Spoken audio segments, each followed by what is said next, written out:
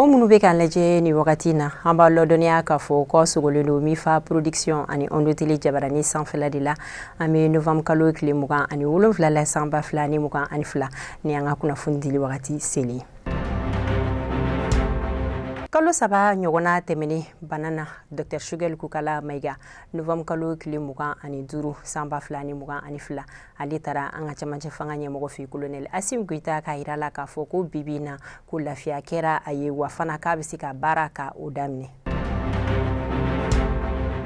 An ka minisiri min ka baara ɲɛsinnen don bɛɛ ni keleya sabatili ma ni o ye colonel major Ismail Wage novembre kalo tile 21 tɛmɛnen ale tagama kɛ ni ka taa Kidali jamana kan walasa bɛɛ ni basigi o bɛ se ka sabati yɔrɔ la cogoya min na ani Kidali ORTM o fana dayɛlɛli koɲa la. Jɛkulu minnu ka baara ɲɛsinnen don diɲɛ kɔnɔmɔgɔw olu ka hakɛ lafasali koɲa ma n'an b'a fɔ o ma ko FIDH ni o ye Fédération Internationale pour les Droits Humains olu ye gafe dɔ bɔ ni o ye u ka baara kuncɛli sɛbɛn o gafe yɛrɛ kɔnɔna na a sɛbɛnden bɛ taga bɛn 84 hakɛya de ma o sɛbɛn kɔnɔna na u ye jalakili caman ta kan ka cɛmancɛ fanga mɔgɔw olu ka baara tagaboloya ka o sɛgɛrɛ o y'a yira k'a fɔ ko san 2020 fo ka taa se san 2021 ma ko fanga dafiri fila k'o de kɛra an ka jamana kɔnɔ ka tugu ɲɔgɔn kɔ ani fana ko san 2022 kan ka cɛmancɛ fanga mɔgɔw k'u ye nansara jamana ni o ye Faransi ye ko ka olu gɛn ka bɔ an ka jamana kɔnɔ ko ka tila ka an kun ɲɛsin dɛmɛbaga jɛkulu wɛrɛ ma ni o ye Irisilakaw ye u tilala k'a yira hali bi ko ni san kelen na san 2022 k'o kɛra san ye an ka jamana kɔnɔ ko ni fagali cayara kosɛbɛ wa fana ko dan kɛra mɔgɔw ka hakɛw fana na ni caman ka hakɛw minɛn'u la wa min musolakaw ye fana ko bingali cayara olu ka fanfɛla la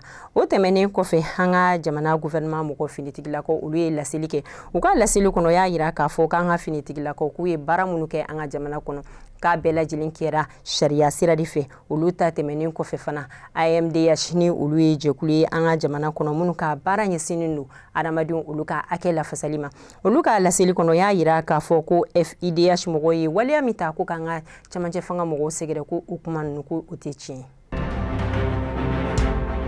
An ka jamana école karamɔgɔw olu kɛmɛ ka baara bila ka u boloda ni u kan ka daminɛ décembre kalo tile 14 nata in na ka taa se a tile 16 ma k'o sababuya kɛ a bɛ wagati jan bɔ u kun ye baara bila ka u kun boloda nka embargo kɛlen ka na an ka jamana kɔnɔ u ye a baara bilen ka a ɲɔngiri o wagati kofɔlen na ni o kɛra kabini janvier kalo tile 10 tɛmɛnen san 2022 embargo kɛlen ka wuli ka bɔ an ka jamana kɔnɔ u tilala ka écoledenw to yen nɔ fana olu fana ka se ka u ka examen kɛ o y'a yira k'a fɔ ko k'a ta o wagati na fo ka se bibi na ma k'u tun bɛ ka laɲini mun kɛ ko o laɲini o ma se k'a sabati ka da o waleya kan k'u bɛna wagati 72 kɛ ko ka o kɛ baarabaliya la an ka jamana kɔnɔ. N'an bɔra an bɛ taga an ka jamana écoledenw ka kibaruya la u ka jɛkulu minnu ka baara ɲɛsinnen don écoledenw ka hakɛ o ɲɛnɛbɔli ma n'an b'a fɔ o ma ko AIM kabini novembre kalo tile 7 tɛmɛnen olu kun ye sɛbɛn dɔ bɔ ni ka ci an ka jamana ɲɛmɔgɔ ma ka kuma u ka hakɛw ko la ko ka se ka fɛɛrɛ ɲini o ko la ko ni fɛɛrɛ kuma sɔrɔ k'u bɛ na tile damadɔni kalan bila ka o kɛ ni wagati kofɔlen tɛmɛnen u ka laɲini o ma sabati o senfɛ novembre kalo tile 21 tɛmɛnen u ye écoledenw bɛɛ lajɛlen ka u labɔ k'a daminɛ dugumatɔw la fo ka taa se a sanfɛta tɔw ma u ye u bɛɛ lajɛlen labɔ ko tile 5 k'u bɛna o de kɛ o ni kalan tɛ kɛ an ka jamana kɔnɔ o senfɛ min arabadon ni o bɛna novembre kalo tile 23 tɛmɛnen na o ni an ka jamana marabaga dɔw olu ye ɲɔgɔn ye minnu ka baara ɲɛsinnen don écoledenw ka koɲa ɲɛnɛbɔli ma u ka o lajɛ in tɛmɛnen kɔfɛ écoledenw ye yamaruya di ko k'a daminɛ duguma kalanso la fo ka taa se kilasi 9nan ma ko olu bɛ se ka taa ko ka kalan kɛ u ka nin bɔli o kɛra sababu ye kunnafoni ye min fɔ ko u ka laɲini dɔw sera ka sabati ko sabula miliyari 6 ani miliyɔn 400 ko o bilala écoledenw ka bilala walasa u ka hakɛ bɛ se ka di u ma cogoya min na o tɛmɛnen kɔfɛ fana IG mɔgɔw ani kabala phase 2 la olu kun y'a yira k'a fɔ ko kilasi dɔgɔya dɔw bɛ u ka yɔrɔ la ko fɛɛrɛ bɛ ka ɲini o koɲa fana na dɔgɔkun nata in kɔnɔna na ni ala ka jɛ ani fana ko lakana ko bɛna sabati écoledenw ka yɔrɔ la ko sabula ko caméra de surveillance ko bɛna bila u ka yɔrɔ fanfɛla la o tɛmɛnen kɔfɛ fana ko ɲama minnu bɛ écoledenw ka yɔrɔ fanfɛla la k'u bɛna ni ɲama ninnu ko k'a bɛɛ lajɛlen cɛ ka bɔ yen nɔ. Lakana baliya sababula masina sigida filabino yi ukoliso udatugura ni uye kolongo ale ni monompi bugu yi ukoliso udatugura o senfɛ yingaw y'a laɲini an ka jamana marabagaw fɛ ka se ka lakana ka o sabati u ka sigida yɔrɔ la.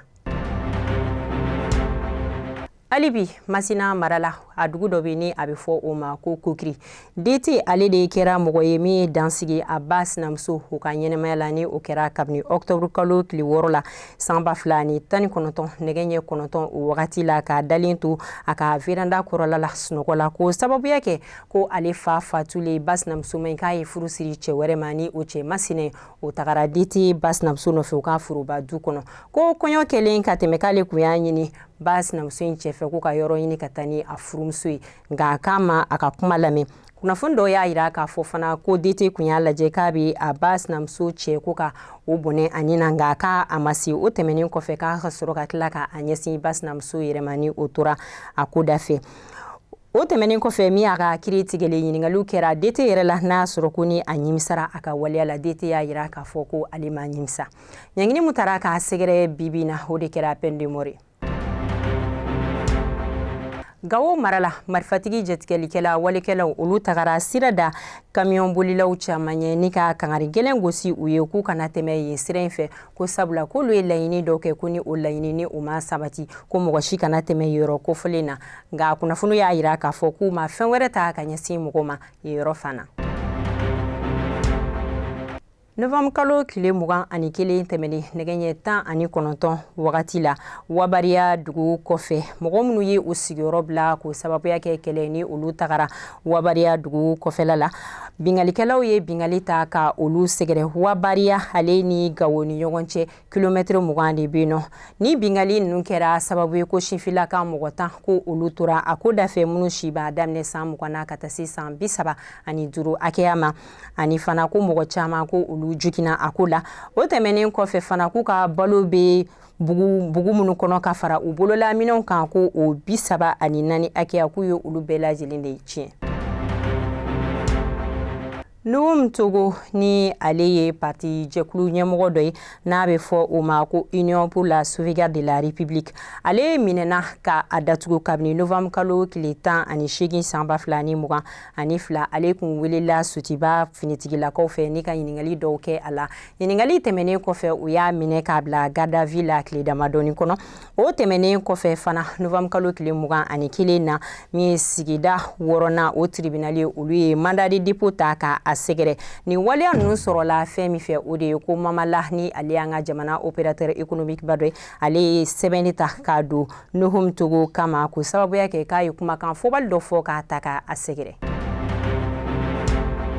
N'an bɔra yen an bɛ taga kɔkan kibaru la novembre kalo tile 21 tɛmɛnen san 2022 Indonésie jamana kan dugukolo yɛrɛyɛrɛ o kɛra olu ka yɔrɔ la ni o kɛra sababu ye ko mɔgɔ 162 ko olu tora a ko dafɛ mɔgɔ 107 ko olu sɛbɛkɔrɔ jukina ani fana ko du minnu tiɲɛna ko o tagara bɛn du 2000 hakɛya de ma wa ko mɔgɔ minnu bɛ yen ni u taara ni olu ye labitaniso la ko olu bɛnna mɔgɔ 5000 hakɛya ma ani ko mɔgɔ minnu fana ni olu kun dɛsɛra ka se k'a labɔ ko o bɛnna mɔgɔ 25 de ma.